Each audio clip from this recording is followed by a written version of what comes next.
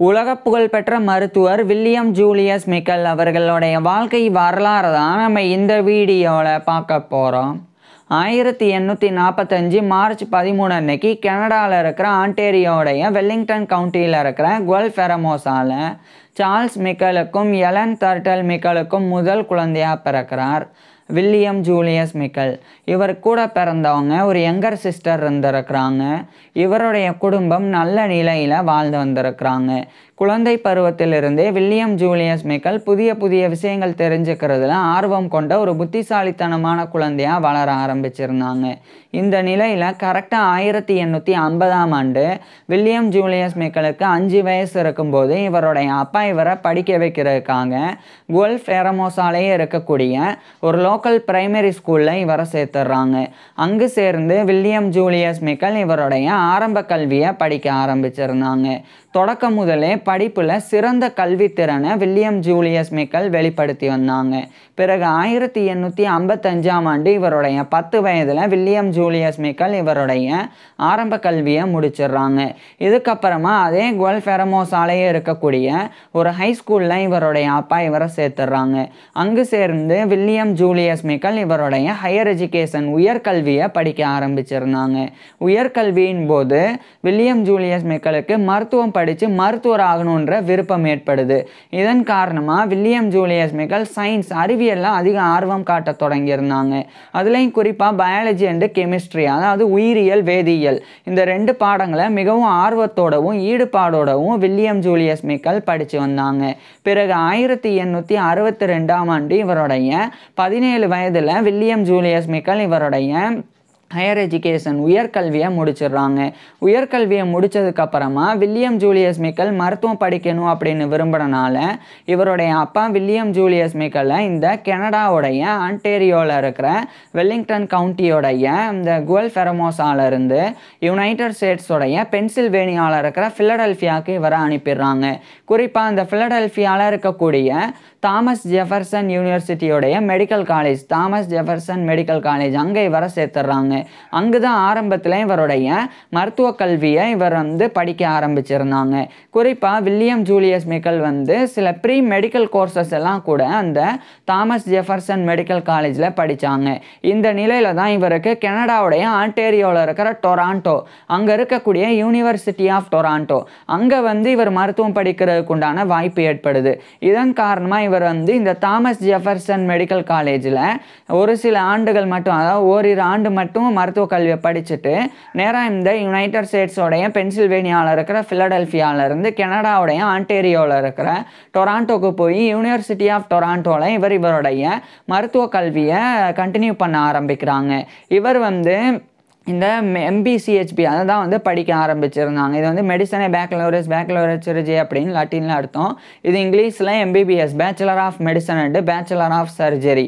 இதை தான் இந்த யூனிவர்சிட்டி ஆஃப் டொராண்டோ மெடிக்கல் ஸ்கூலில் இவருடைய மருத்துவ கல்வியாக வில்லியம் ஜூலியஸ் மிக்கல் படித்து வந்தாங்க. இவருடைய மருத்துவ கல்வியின் போது இவர் அனாட்டமி உடற்கூறியல், ஃபிசியாலஜி உடலியல், அதேமாதிரி பெத்தாலஜி நோயியல், சர்ஜரி அறுவை சிகிச்சை, கிளினிக்கல் மெடிசன் மருத்துவம், மெட்டீரியா மெடிக்கா மருந்துகளினுடைய பண்புகள் குறித்து படிக்கிறது அப்படின்னு இது போன்ற பாடங்களை படித்து வந்தாங்க. இந்த நிலையில் இவருக்கு மனநோய் சம்பந்தமாக, மென்டல் இல்னஸ் சம்பந்தமான விஷயங்களில் ஆர்வம் ஏற்படவும் தொடங்குது. இதுக்கிடையில் 1866ஆம் ஆண்டு இவருடைய 21 வயதில் வில்லியம் ஜூலியஸ் மிக்கல் இவருடைய மருத்துவ கல்வி MBBS, MBCHB அப்படின்ற மெடிசன் பேக்கலோரஸ் சர்ஜரி அப்படின்ற MBBS, bachelor of medicine and bachelor of surgery, இதை யூனிவர்சிட்டி ஆஃப் டொராண்டோ மெடிக்கல் ஸ்கூல்லேருந்து இவர் கம்ப்ளீட் பண்ணுறாங்க. உடனடியாக இவருக்கு கோல்டு மெடல் வழங்கப்பட்டது. அந்த அளவுக்கு இவர் ஒரு சிறந்த மாணவனாக, மருத்துவ மாணவனாக இருந்தாங்க. இப்போது இதே யூனிவர்சிட்டி ஆஃப் டொராண்டோவில் மெடிசனில் போஸ்ட் கிராஜுவேட்டான டாக்டர் ஆஃப் மெடிசன் அப்படின்ற MD டிகிரி அதையும் படிக்க ஆரம்பிக்கிறாங்க. அதை 1867ஆம் ஆண்டு இவருடைய 22 வயதில் William Julius Mickle doctor of medicine அப்படின்ற MD டிகிரியையும் யூனிவர்சிட்டி ஆஃப் டொராண்டோவிலேருந்து முடிக்கிறாங்க. ஸோ இந்த MBBS MD இந்த 2 டிகிரிஸையும் முடிக்கும்போது இவருக்கு 22 வயது தான் இருந்தது. இது ஒப்பீட்டு அளவில் இளம் வயதில் ரொம்ப சீக்கிரமாகவே இவருடைய மருத்துவ கல்வியை முடிச்சிருந்தாங்க. இதுக்கப்புறமா வில்லியம் ஜூலியஸ் மிக்கல் வந்து மெடிக்கல் ட்ரைனிங்காக இந்த கனடாவுடைய ஆன்டேரியோவில் இருக்கிற டொராண்டோவில் இருந்து இந்த 1867ஆம் ஆண்டு இங்கிலாந்தில் இருக்கிற லண்டனுக்கு கிளம்பி போயிடுறாங்க. குறிப்பாக லண்டனில் இருக்கிற செயின்ட் தாமஸஸ் ஹாஸ்பிட்டல் அங்கே இவர் ஜாயின் பண்ணி மென்டல் டிசீசஸ் அதுக்குண்டான மெடிக்கல் ட்ரைனிங்கை பெற ஆரம்பிக்கிறாங்க. அதாவது இவர் வந்து வில்லியம் ஜூலியஸ் மிக்கல் வந்து எம்பிபிஎஸ் எம்டி போன்ற இந்த டிகிரிஸ் எல்லாம் முடித்த உடனே இவர் ஒரு மருத்துவராக நோயாளிகளுக்கு சிகிச்சையெல்லாம் கொடுக்க முடியாது. அதுக்கு முன்னாடி வில்லியம் ஜூலியஸ் மிக்கல் வந்து ஒரு நல்ல மருத்துவமனையில் சேர்ந்து அங்கே இருக்கக்கூடிய தேர்ந்த மருத்துவர்கள் நோயாளிகளுக்கு சிகிச்சை கொடுக்கறத பார்த்து பயிற்சி பெறணும். அதுக்கப்புறமா அந்த தேர்ந்த மருத்துவர்களினுடைய மேற்பார்வையின் கீழே நோயாளிகளுக்கு வில்லியம் ஜூலியஸ் மிக்கலே சிகிச்சை கொடுக்கணும்.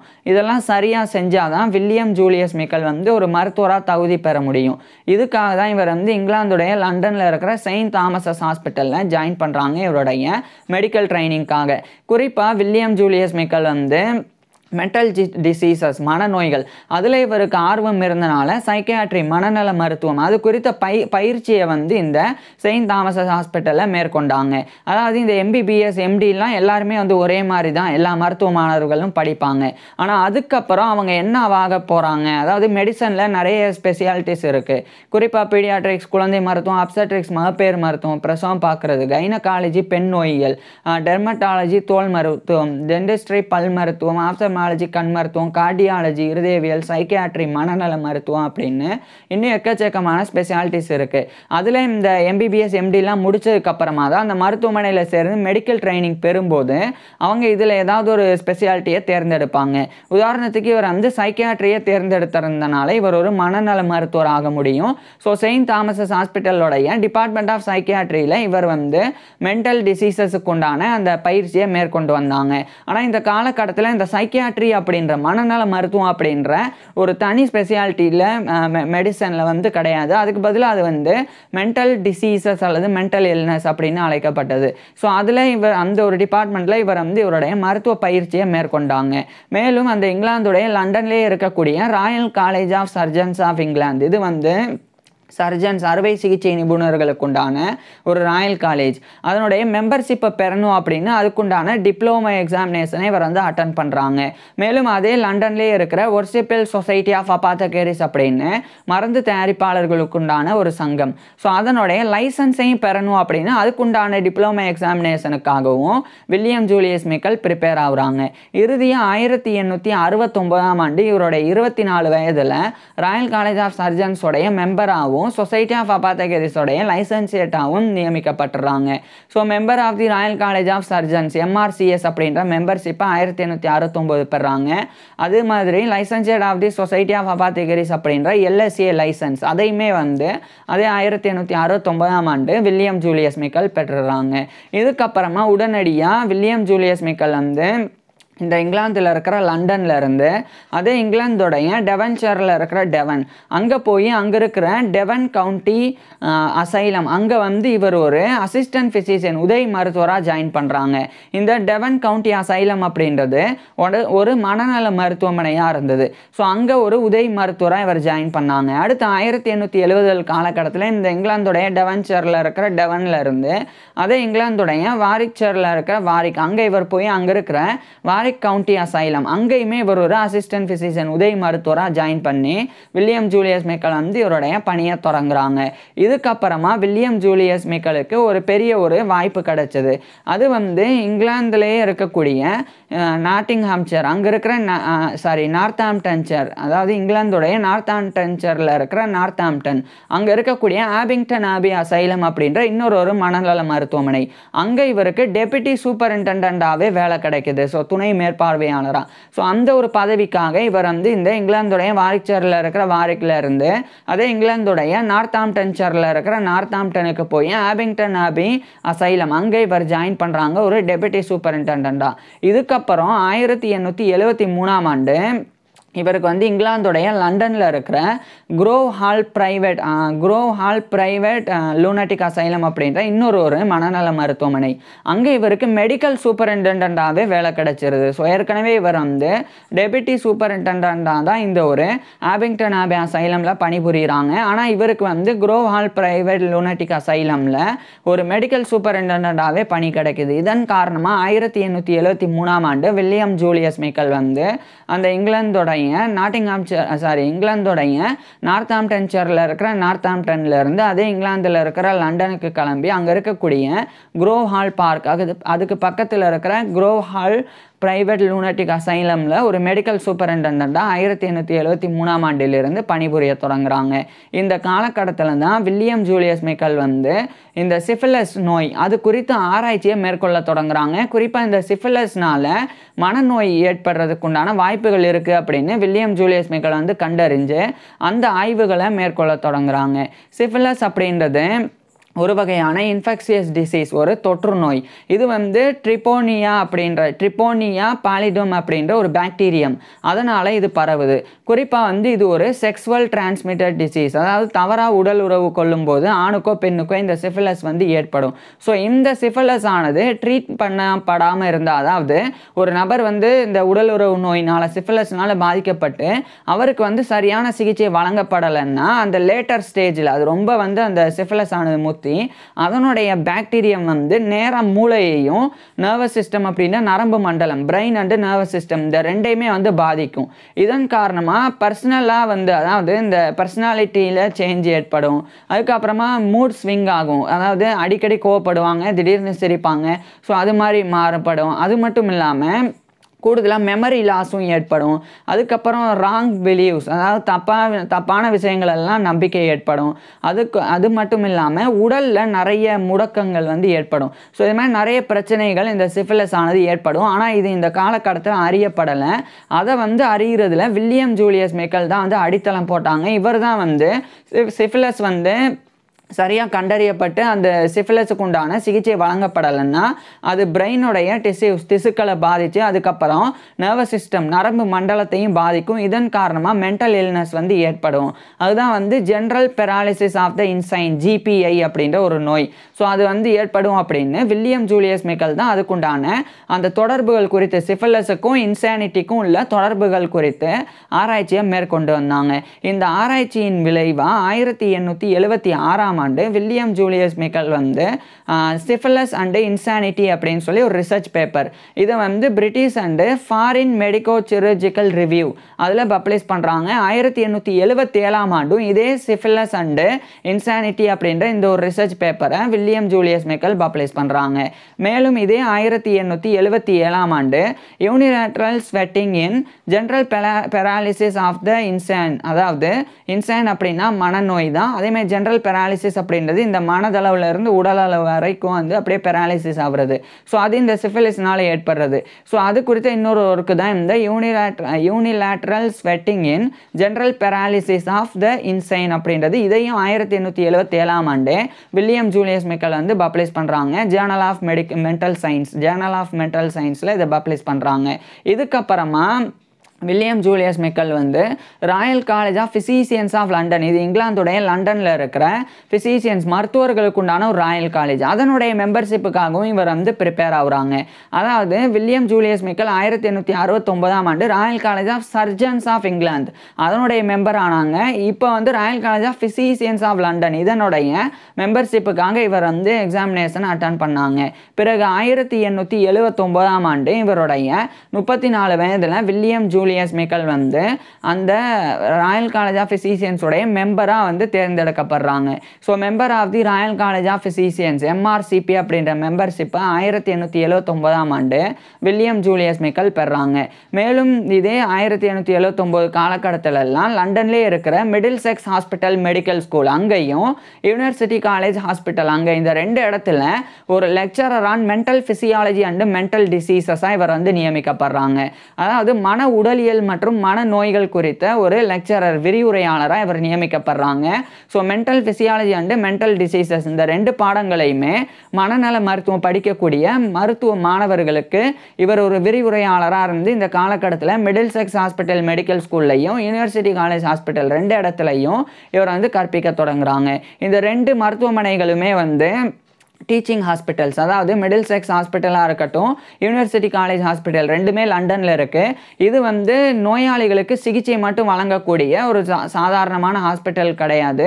இந்த 2 மருத்துவமனைகள்லையுமே மருத்துவ மாணவர்களுக்கு மருத்துவ கல்வியும் மருத்துவ பயிற்சியும் கூட வழங்கப்படும். ஸோ அதனால தான் இந்த Middlesex Hospital, University College Hospital 2மே வந்து டீச்சிங் ஹாஸ்பிட்டல். ஸோ அங்கே இவர் ஒரு lecturer on mental physiology and mental டிசீசஸாக பணிபுரிய தொடங்குறாங்க. மேலும் அதே காலகட்டத்தில் அந்த குரோஹால் பிரைவேட் லூனட்டிக் அசைலம் உடைய அந்த மெடிக்கல் சூப்பரண்டன்ட் அப்படின்ற பதவியிலையும் தொடர்ந்து இருந்து வந்தாங்க. இந்த நிலையில தான் துரதிர்ஷ்டவசமாக 1879ஆம் ஆண்டு டிசம்பர் 16 அன்னைக்கு வில்லியம் ஜூலியஸ் மிக்கலுடைய அப்பாவான சார்ல்ஸ் மிக்கல் அவர் வந்து அவருடைய 67 வயதில் இறந்து போகிறாங்க. அதாவது வில்லியம் ஜூலியஸ் மிக்கலுடைய அப்பா 1812 மே 28 அன்னைக்கு பிறந்திருந்தாங்க. அவர் 1879 டிசம்பர் 16 அன்னைக்கு அவருடைய 67 வயதில் இறந்து போகிறாங்க. இது வில்லியம் ஜூலியஸ் மிக்கலுடைய பர்சனல் லைஃப்பில் இவருக்கு ஏற்பட்ட ஒரு பாதிப்பாக இருந்தது. ஆனால் இதையும் கடந்து இவருடைய பொது வாழ்க்கையில் கவனம் செலுத்தி வந்தாங்க. குறிப்பாக general paralysis of the insane அப்படின்னு ஒரு புக்கை இவர் எழுதி 1880ஆம் ஆண்டு பப்ளிஷ் பண்ணாங்க. இந்த புத்தகமானது மிகப்பெரிய அளவில் புகழை வில்லியம் ஜூலியஸ் மிக்கலுக்கு தேடி கொடுத்தது. ஏன்னா இது நாள் வரைக்கும் சிஃபிலிஸ் அப்படின்றது வெறும் ஒரு செக்ஸுவல் டிரான்ஸ்மிட்டட் டிசீஸ், அவ்வளோதான், அதுக்கு வந்து சிகிச்சை கொடுத்தா போதும் அப்படின்ற மாதிரி தான் இருந்தது. அது மட்டும் இல்லாமல் அது சிகிச்சை கொடுக்கப்படலைனாலும் பெரிய பாதிப்புகளெல்லாம் ஏற்படுத்தாது, அந்த மாதிரியான நிலை இருந்தது. ஆனால் அந்த சிஃபிலிஸ்னால இந்த GPI, general paralysis of the insane அப்படின்ற நோய் ஏற்படும் அப்படின்றத வில்லியம் ஜூலியஸ் மிக்கல் தான் வந்து கண்டுபிடிச்சாங்க. நான் ஏற்கனவே சொன்ன மாதிரி அந்த ட்ரிபோனிமா பாலிடம் அப்படின்ற அந்த பாக்டீரியம், அந்த பாக்டீரியாவானது நேராக மூளையை தாக்கி, அதாவது சிஃபிலிஸ் பாதிக்கப்பட்ட உடனே இது நடக்காது, அந்த சிஃபிலிஸ் நோய் இருக்குது அப்படின்னே தெரியாமல் அதனால் பாதிக்கப்பட்டு லேட்டர் ஸ்டேஜில் அந்த நோய் கிருமிகள் வந்து நேராக மூளையையும் நரம்பு மண்டலத்தையும் பாதித்து இந்த ஜிபிஐ நோயை ஏற்படுத்தும். இது ஒரு ரொம்ப சிவியரான, ரொம்ப தீவிரமான நியூரோ சைக்கியாட்ரிக் டிஸார்டர் தான் இந்த ஜிபிஐ அப்படின்றது. ஸோ நான் ஏற்கனவே சொன்ன மாதிரி இந்த ஜிபிஐயோடைய சிம்டம் வந்து மெமரி லாஸ் ஆகும், பர்சனாலிட்டியில் சேஞ்சஸ் ஏற்படும், அதேமாதிரி மூட் ஸ்விங் ஆகும், ஒவ்வொரு நிலையில் ஒரே நிலையில் இருக்க மாட்டாங்க, கோவப்படுறது, சிரிக்கிறது, அழுகிறது, மாறி மாறி போகிறது, அதுக்கப்புறமா தவறான நம்பிக்கைகள் இருக்கிறது, அதேமாதிரி உடல்லையே முடக்கங்கள் ஏற்படுறது, இது மாதிரியான பிரச்சனைகளை வந்து இந்த ஜிபிஐ ஏற்படுத்தும். ஸோ இது வந்து வெளிப்படுத்தின முதல் நபர், இந்த பிரச்சனை இருக்குது அப்படின்றத வெளிப்படுத்தின முதல் நபர் வந்து வில்லியம் ஜூலியஸ் மிக்கல் தான். அந்த general paralysis of the insane அப்படின்ற புத்தகம் மூலமாக இது 1880ஆம் ஆண்டு இவர் பண்ணாங்க. இதுக்கப்புறம் 1881 இந்த காலகட்டத்தில் rapid disease from haemorrhage into the pons Varolii and medulla oblongata அப்படின்ற ஒரு புக்கு, இதை வந்து ஒரு ஒர்க்கு, ரிசர்ச் ஒர்க், இது 1881ஆம் ஆண்டு வில்லியம் ஜூலியஸ் மிக்கல் பப்ளிஷ் பண்ணுறாங்க. இதுக்கப்புறம் 1882ஆம் ஆண்டு த நீ ஜர்க் இன் ஜென்ரல் பெராலிசிஸ், அதாவது இந்த ஜென்ரல் பெராலிசிஸில் முட்டியில் முழங்காலில் ஏற்படக்கூடிய பிரச்சனை, அது குறித்து ஒரு புக்கு, இது அந்த ஒரு புக்கை 1882ஆம் ஆண்டு வில்லியம் ஜூலியஸ் மிக்கல் பப்ளிஷ் பண்ணுறாங்க. துரதிர்ஷ்டவசமாக இதே 1882ஆம் ஆண்டு மே 10 அன்னைக்கு வில்லியம் ஜூலியஸ் மிக்கலுடைய அம்மாவான எலன் தர்டல் மிக்கல் அவங்க வந்து அவங்களுடைய 55 வயதிலே இறந்து போயிடுறாங்க.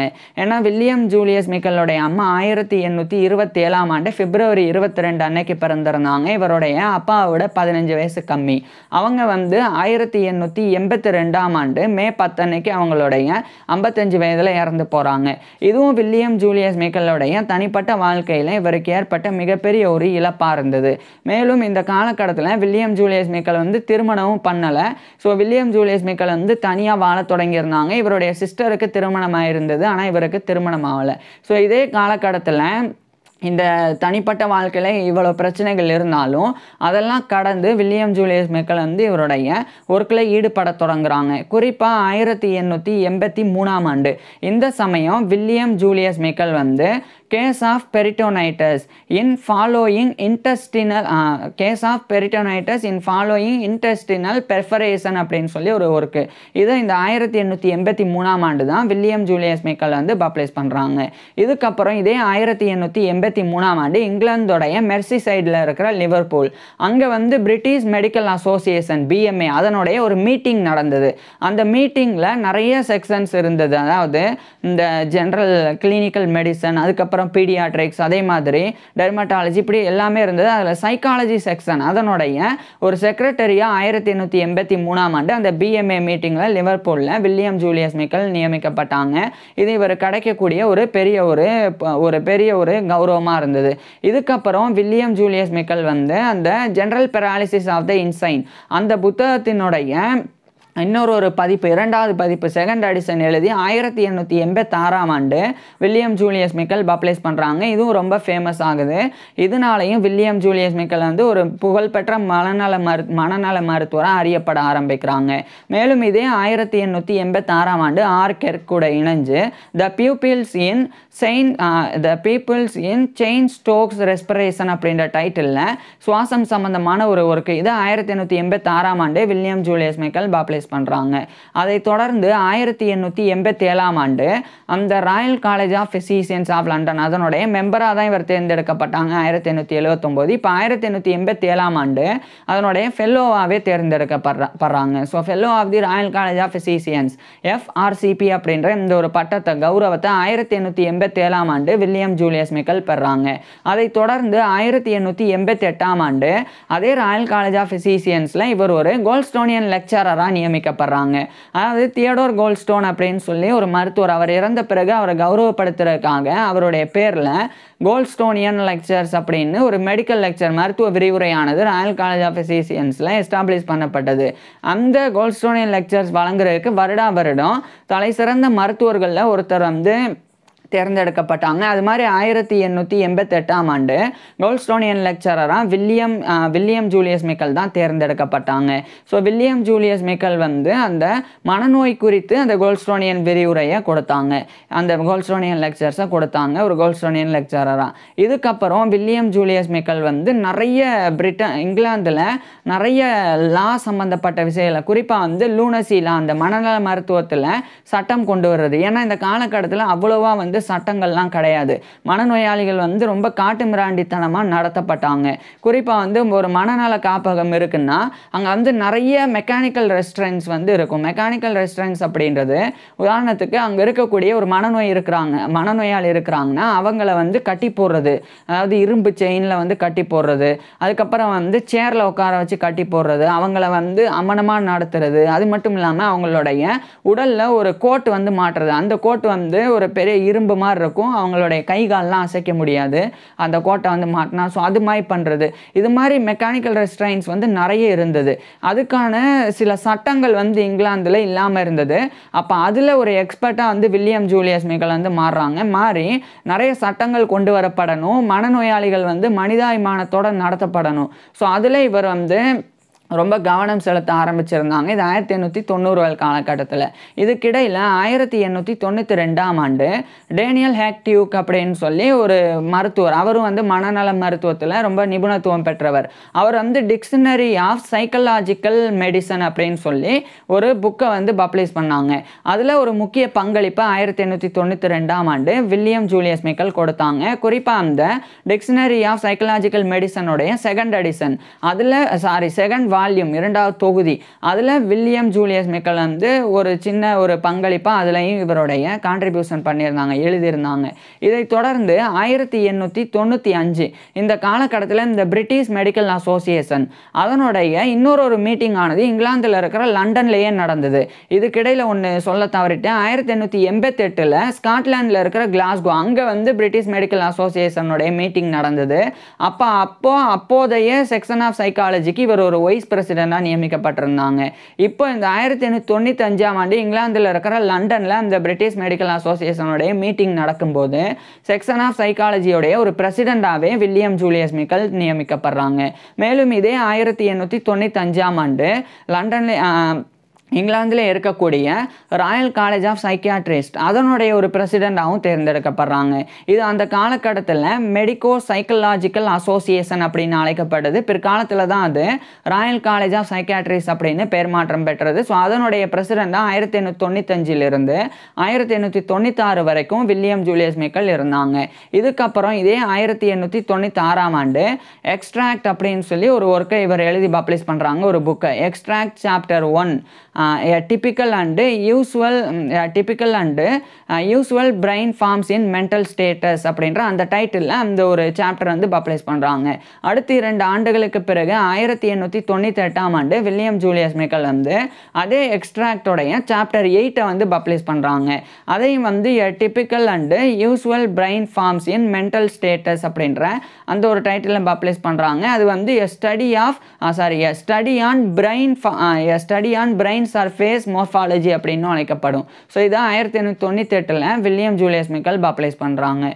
இதுக்கப்புறம் 1900ஆம் ஆண்டு காலகட்டத்திலையும் இந்த பிரிட்டிஷ் லா அது குறிப்பாக மென்டல் இல்னஸ் குறித்த பிரிட்டிஷ் லாவில் இவர் ஒரு எக்ஸ்பர்ட்டாக தொடர்ச்சியாக இவருடைய பங்களிப்புகளை கொடுத்து வந்தாங்க. இப்படியே வில்லியம் ஜூலியஸ் மிக்கலுடைய பங்களிப்புகளும் உயருது. இவரும் நிறைய ஒர்க்ஸ் எல்லாம் எழுதி தொடர்ச்சியாக வந்து பப்ளிஷ் பண்ணவும் ஆரம்பிக்கிறாங்க. அதுலேயும் குறிப்பாக வந்து 1906 இந்த காலகட்டத்திலலாம் வில்லியம் ஜூலியஸ் மிக்கல் வந்து பல கௌரவங்களை பெற்றாங்க.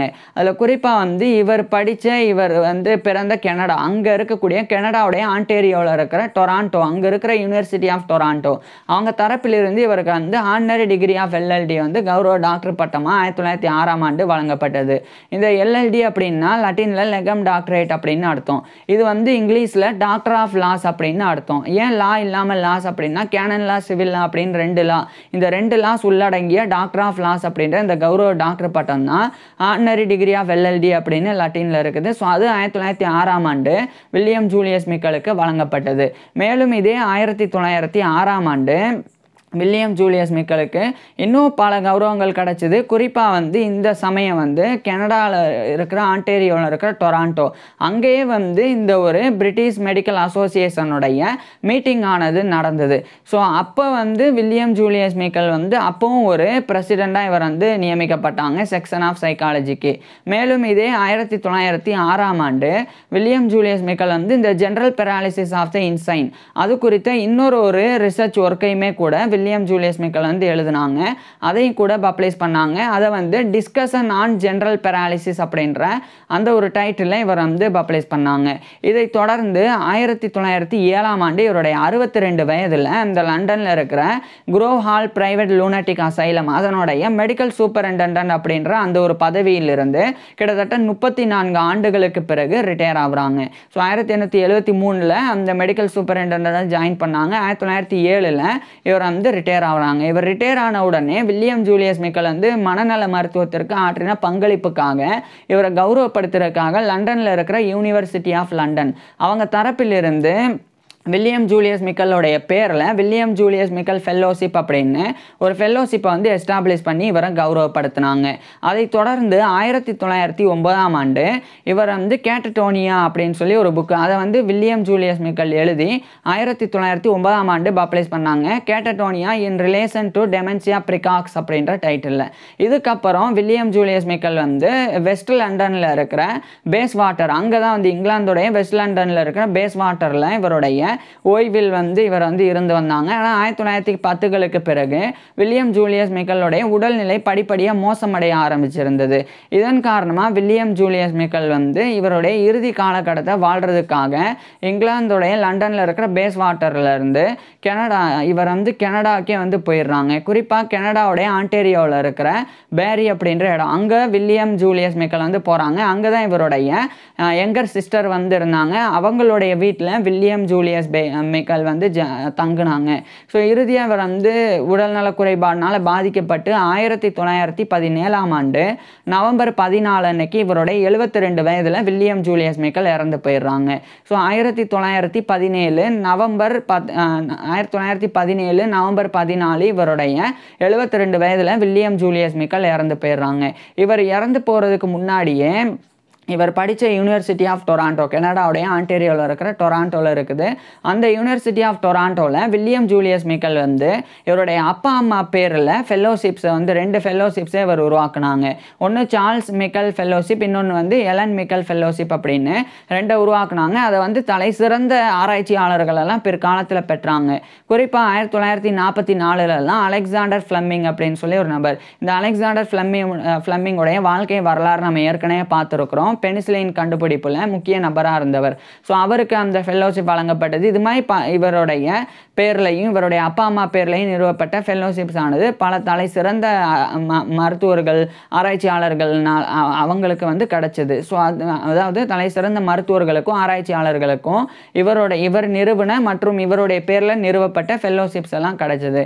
ஸோ வில்லியம் ஜூலியஸ் மிக்கல் வந்து இறந்து 100 ஆண்டுகள் கடந்திருந்தாலும் இன்னைக்கு வரைக்குமே கனடாலையும் யுனைடெட் கிங்டம்லையும் ஒரு மதிக்கப்படக்கூடிய ஒரு புகழ்பெற்ற மனநல மருத்துவராக வில்லியம் ஜூலியஸ் மிக்கல் வந்து கருதப்பட்டு வராங்க. ஸோ இப்பேற்பட்ட வில்லியம் ஜூலியஸ் மிக்கல் வந்து ரொம்ப பண்ண முக்கியமான விஷயம் அந்த சிஃபிலிஸ் அப்படின்ற செக்ஸுவல் டிரான்ஸ்மிட்டட் டிசீஸ் வந்து எந்த அளவுக்கு இந்த general paralysis of the insane அப்படின்ற அந்த நோயை ஏற்படுத்துறதுக்கு பிரெயினையும் நர்வஸ் சிஸ்டமையும் டேமேஜ் பண்ணுது அப்படின்றத கண்டறிஞ்சது தான்.